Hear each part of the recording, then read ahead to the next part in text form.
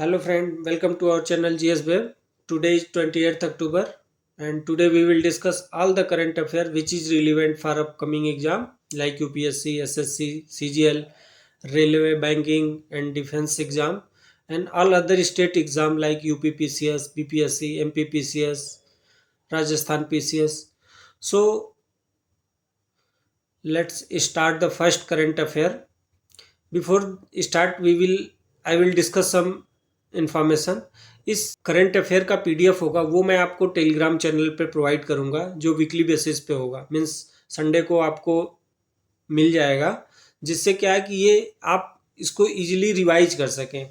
Means current affair without revision no meaning of study the current affair. आपको बार बार revision करना पड़ेगा weekly basis monthly basis पे. सो ये पीडीएफ जो है आप सेव करके रखें और वीकली रिवाइज करें. इससे क्या है कि बार बार रिवीजन से ही करंट अफेयर तैयार हो पाए. Current affair is a main hurdle to clear the exam. So let's start the first current affair. This is the मैं भी सुभाष कैंपेन. लद्दाख के एक एमपी हैं जेंग सेरिंग नामयाल. उन्होंने लॉन्च किया है एक प्रोग्राम मैं भी सुभाष कैंपेन इन लेह लद्दाख. इसका पर्पज क्या है कि सुभाष चंद्र बोस जो हमारे नेताजी थे, इनको नेताजी भी बोला जाता है, फ्रीडम फाइटर थे, उनके बारे में बच्चों को बताना, स्कूल लेवल पे कॉलेज लेवल पर बताना कि नेताजी सुभाष चंद्र बोस ने हमारे आज़ादी में क्या कंट्रीब्यूशन रहे हैं. और इस इनिशिएटिव को जो है इनिशिएट किसने किया है वो आईएनए ट्रस्ट. वो इनिशिएट किया है आईएनए ट्रस्ट और मिनिस्ट्री ऑफ कल्चर द्वारा. सम important information regarding Leh Ladakh. This is the union territory of Indian nation. और ये इंडिया का जो है 8वां यूनियन टेरिटरी है. मीन्स जो इंडिया है उसमें प्रेजेंट टाइम में 28 स्टेट्स है और 8 यूनियन टेरिटरी हैं. 8 यूनियन टेरिटरी जो अब नए 2 यूनियन टेरिटरी बने, जम्मू कश्मीर और लद्दाख को डिवाइड करके एक जम्मू कश्मीर यूनियन टेरिटरी बना और एक लद्दाख बना 2019 में, dividing this Jammu Kashmir state. So at present time जो लद्दाख के गवर्नर कौन है. मीन्स यूटी में क्या होता है, यूटी में जो है लेफ्टिनेंट गवर्नर होते हैं, सारी पावर उनके पास ही होती है. तो एट प्रेजेंट टाइम लद्दाख के जो लेफ्टिनेंट गवर्नर हैं वो हैं श्री राधा कृष्ण माथुर जी. और कश्मीर के लेफ्टिनेंट गवर्नर कौन है, he is Manoj Sinha, belong from Ghazipur Uttar Pradesh. और 8 यूनियन टेरिटरी है कौन सी. 8 यूनियन टेरिटरी है Delhi, Jammu Kashmir, Ladakh, Dadar and Nagar Haveli and Daman and Diu. Means Dadar Nagar Haveli and Daman and Diu ये एक ही यूनियन टेरिटरी है. पहले ये 2 था बट गवर्नमेंट ने इनको कंबाइन करके एक कर दिया है. Next is Puducherry, Chandigarh, Andaman Nicobar island and 8th is Lakshadweep. These all are the total 8 union UT. Now the next current affair is see the picture of Maybe Subhash campaign. Now the next current affair is related to appointment. Appointment था Shefali Juneja, Indian representative to the International Civil Aviation Organization. International civil aviation organization है, उसमें जो India की तरफ से representative हैं शेफाली जुनेजा, उनको अभी जो है चेयरपर्सन बनाया गया है. किसका, यूनाइटेड नेशन का एक स्पेसिफिक एविएशन एजेंसी है, उसका नाम है एयर ट्रांसपोर्ट कमेटी. उसका जो है चेयरपर्सन इनको बनाया गया है. She is the Shefali Juneja. International air civil aviation organization ICAO. Means ICAO का हेडक्वार्टर कहाँ है, इसका हेडक्वार्टर है मॉन्ट्रियल कनाडा में. और ये ICAO बना कब था, ये बना था 1945 में. मीन्स 7 दिसंबर 1945 में जो है ICAO का गठन हुआ था.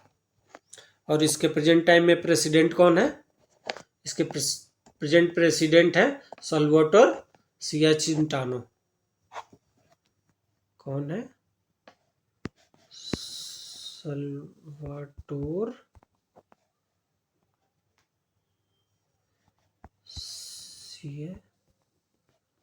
Cayetano.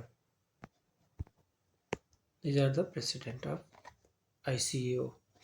Now the next current affair is third current affair, green hydrogen project in Rajasthan. एक कंपनी है जॉक्सन ग्रीन, इसने जो है एमयू साइन किया है with government of Rajasthan to develop and prepare the hydrogen and green ammonia project in Rajasthan.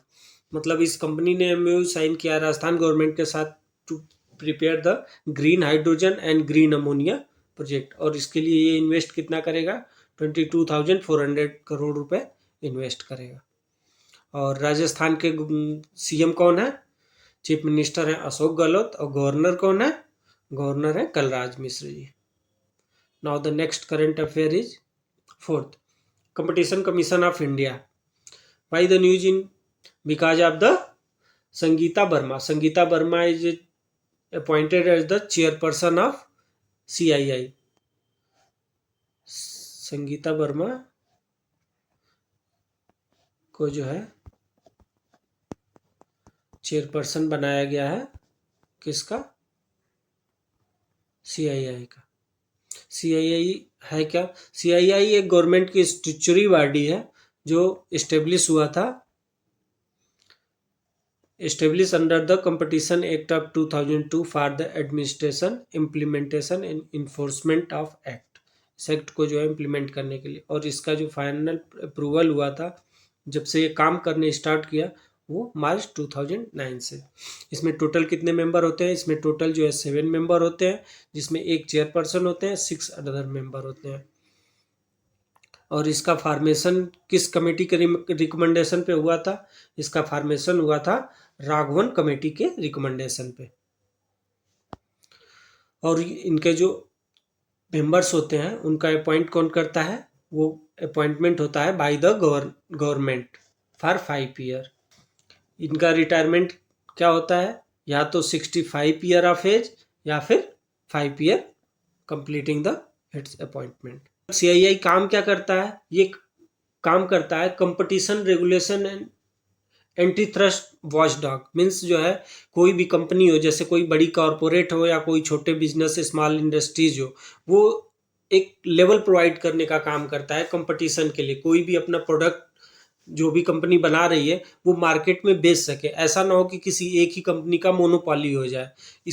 इसके लिए ये काम करती है, प्लेटफॉर्म प्रोवाइड करने के लिए वॉचडॉग का काम करती है. Now the next current affair is fifth, Indian army infantry day. Every year 27 अक्टूबर को जो है Indian army infantry day celebrate किया जाता है. और इस साल ये जो सेलिब्रेशन हुआ है वो 76 इन्फेंट्री डे सेलिब्रेट किया गया है. और ये किया क्यों जाता है? टू पे the homes of soldier who fight for country and let down the life in line of duty. मतलब देश के लिए जो शहीद हुए हैं उनकी श्रद्धांजलि के रूप में इसको सेलिब्रेट किया जाता है. ये फर्स्ट टाइम सेलिब्रेट कब हुआ था और इसके पीछे रीजन क्या है? इस इंडियन आर्मी इन्फेंट्री डे मनाने के इसके पीछे रीजन है, जब इंडिया डिवाइड हुआ 1947 15 अगस्त 1947 में जब इंडिया और पाकिस्तान बना, तो पाकिस्तान 14 अगस्त 1947 में बना और इंडिया जो है 15 अगस्त 1947 में. तो जिस समय डिवीजन हुआ उस समय कश्मीर जो है न तो इंडिया का पार्ट था, न ही जो है पाकिस्तान का पार्ट था.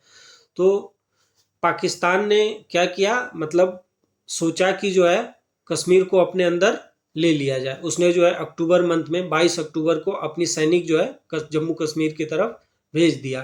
अब वहाँ के उस समय के जो राजा थे, राजा हरि सिंह, उन्होंने जो है हम इंडिया के जो वर्तमान प्राइम मिनिस्टर थे उस समय जवाहरलाल नेहरू, उनसे हेल्प मांगा. तो जवाहरलाल नेहरू ने बोला कि पहले आप जम्मू कश्मीर को इंडिया में विलय करो, उसके बाद ही हम कुछ एक्शन लेंगे. तो उनके और हरि सिंह के बीच जो है एक एग्रीमेंट साइन हुआ और उसमें क्या है, इस एग्रीमेंट को बोला क्या गया? The instrument of accession. मतलब हम हस्तांतरित करते हैं. और फिर 26 अक्टूबर को इंडिया ने अपनी सेना, फर्स्ट सेना जो है, जो कि बटालियन ऑफ सिख रेजिमेंट था, उसको जो है युद्ध में उतारा श्रीनगर एयरबेस पे। इस लड़ाई में क्या हुआ, पाकिस्तान की हार हुई और इंडिया जो है कश्मीर को अपने पार्ट बनाने में कामयाब रहा। इसी को सेलिब्रेट करने के लिए जो है इंडियन आर्मी इन्फेंट्री डे मनाया जाता है। Now the next current affair is 6 union home minister trophy for best police training institute. National institute security academy at the Hakimpet, Hyderabad, have begged the Union Home Ministry trophy for Best Police Training Institute for training of gazetted officer in India। मतलब police training institute जो है India का इस साल सबसे best रहा है, वो रहा है national industrial security academy Hyderabad की।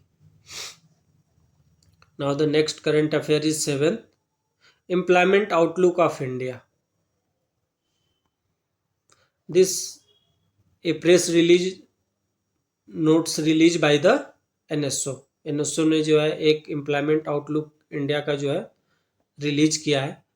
ये NSO आता किसके अंतर्गत है? NSO जो है ministry of statistics and programme implementation के अंतर्गत आता है। NSO का जो फॉर्मेशन हुआ 2019 में हुआ। इससे पहले जो है NSSO था, मतलब नेशनल सैंपल सर्वे ऑफिस था एंड सेंट्रल स्टैटिस्टिक्स ऑफिस, दो ऑफिस थे, उनको जो है मर्ज करके NSO बनाया गया। Means NSSO national sample survey office and central statistics office को मर्ज करके नेशनल स्टैटिस्टिक्स ऑफिस बनाया गया। इसका जो मंत्रालय रहा किसके अंतर्गत काम करता है? वो ministry of statistics and programme implementation के अंतर्गत काम करती है। और इसका जो मेन मोटो होता है, मेन पर्पज होता है, वो क्या करना होता है? ये जो इंडिया में जो सोशियो इकोनॉमिक सर्वे है वो पीरियोडिकली करने का काम करता है कि कितने लोग जो हैं हमारे यूथ अनएम्प्लॉयड हैं, कितने एम्प्लॉयड हैं, कितनी जो है अभी पॉपुलेशन जॉब ढूंढ रही है। इस चीज़ों का सैंपल सर्वे करने के लिए इस मतलब ऑफिस को बनाया गया है। और इसने जो अभी डाटा दिया है वो कब से कब तक का दिया है? वो दिया है सितंबर 2017 से लेकर जून 2022 तक।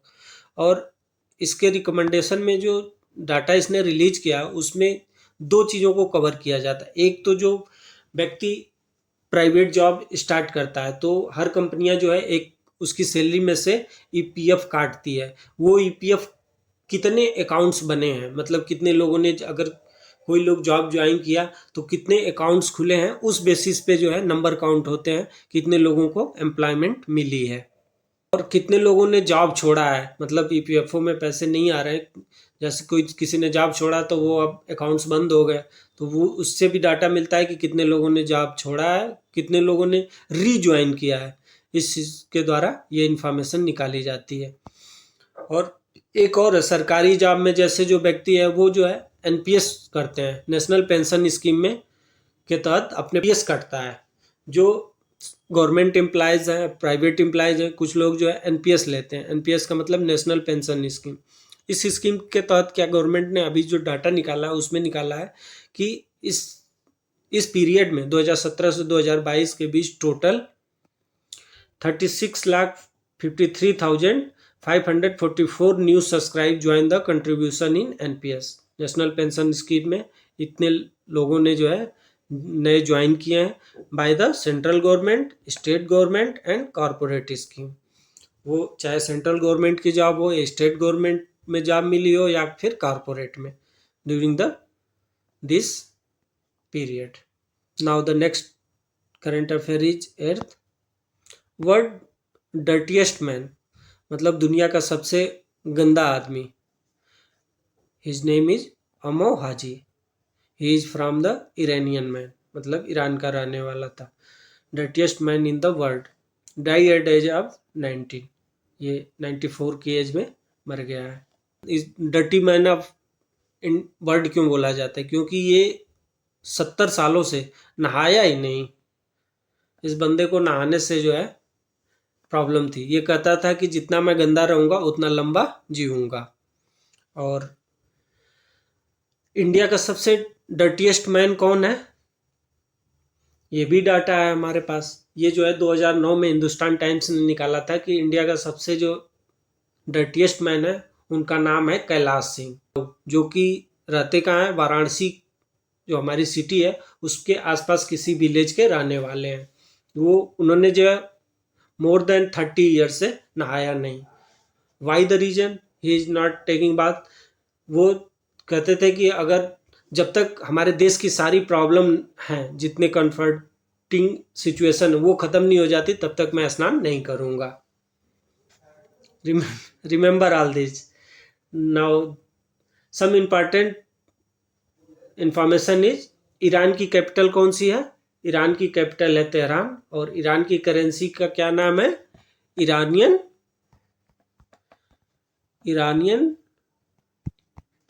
रियाल। और ईरान के जो प्रेसिडेंट हैं उनका क्या नाम है? ईरान के प्रेसिडेंट हैं इब्राहिम रईसी, और ईरान के प्राइम मिनिस्टर हैं Mohammad Ali Farooqui. Please remember this. Now the next current affair is 9th, NavIC. What is नाविक?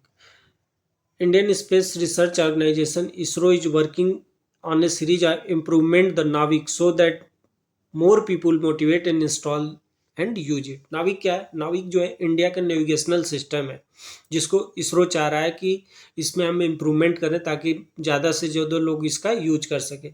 जैसे कि जीपीएस है, जीपीएस जो है कहाँ का है? यूएसए का है, और उसी तर्ज पे जो है नाविक इंडिया का है। इसके अंतर्गत 7 सैटेलाइट जो है इसरो ने लॉन्च किए हुए हैं, जो अंतरिक्ष में ऑलरेडी वर्किंग है, और उनका नाम है Indian regional navigational satellite system, जिसके अंतर्गत 7 सैटेलाइट हैं।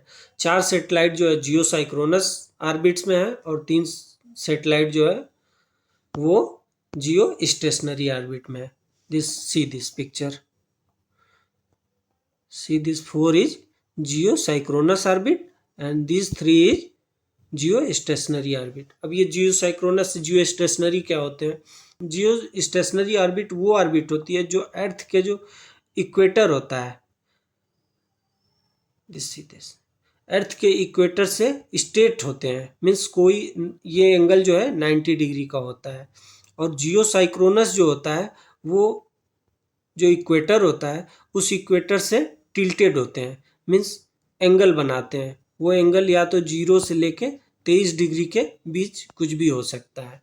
बाकी ये जो अर्थ से इनके डिस्टेंस होते हैं वो 36,000 किलोमीटर 36,000 किलोमीटर एबव होता है। These are the information about geosynchronous and geostationary. Some other country have also the satellite system, means GPS, like the European Union का है। यूरोपियन यूनियन का अपना खुद का जो है नेविगेशनल सिस्टम है, उसका नाम है Galileo, and Russia have navigational system has name GLONASS. Russian satellite navigational system name GLONASS navigation system, and America I already told you in GPS। और इंडिया ने फर्स्ट अपना सैटेलाइट IRNSS कब launch किया था? ये लॉन्च किया था 2013 में, और जो लास्ट लॉन्च किया वो 2018 में। That's have completed all the current affair, and now we will discuss some practice question which is based on the 27th October current affair. 27 अक्टूबर के करंट अफेयर पे ये क्वेश्चन बेस है। First question is, which of the following ministry will work Kashi Tamil Sangam for a month long programme from the 16 November 2022 in Varanasi? Which ministry will launch this? Ministry of education, option D. Now the second question is, director general of civil aviation has granted and aerodrome license to Jaipur airport. It is located in which state? Jaipur airport किस state में located है? ये located है उड़ीसा में, option B. Now the next current affair is, next question is 3, which of following state government is associated with the US agency for international development had launch the out for forestry in India programme? किस state government के साथ जो है US agency for international development ने ये launch किया है, ये लॉन्च किया आसाम गवर्नमेंट के साथ। इसके अंतर्गत क्या है कि जो फॉरेस्ट एरिया है उसके अबार्ड मतलब उसके बाहर जो है ट्री को लगाने का है, ट्री एरिया बढ़ाने के लिए काम करने का है। Now the next question is which of following IIT have been conferred National Intellectual Property Award 2021-2022 by the Government of India? किस इंस्टीट्यूट ने ये आईपी अवार्ड पाया है? ये पाया IIT Madras, option C. Now the next question which of following strong cyclone made its rainfall in Bangladesh bringing heavy rain to coastal area of West Bengal, Odisha and northeastern state? इस cyclone का क्या नाम है? इस cyclone का नाम है Sitrang, option C. Now the next question is 6th the European parliament has awarded its top human right prize Sakharov prize for the freedom of thought. Freedom of thought के लिए जो यूरोपियन यूनियन देता है सखरोज prize, वो इस साल किसको मिला है? This is got by the people of Ukraine.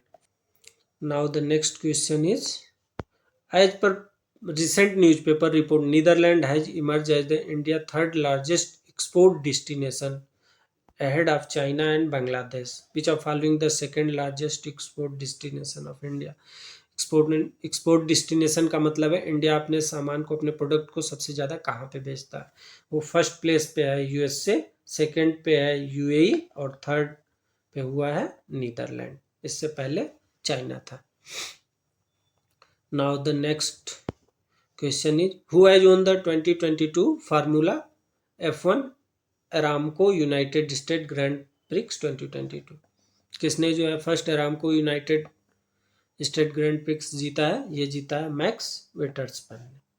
और ये किस टीम से खेलते हैं? ये खेलते हैं रेड बुल। और ये रहने वाले कहाँ के हैं? ये रहने वाले हैं बेल्जियम के। Thus we have completed all current affair and MCQ. Thanks for watching. I hope you are enjoying the session. Keep studying, keep healthy. Thank you. Thanks.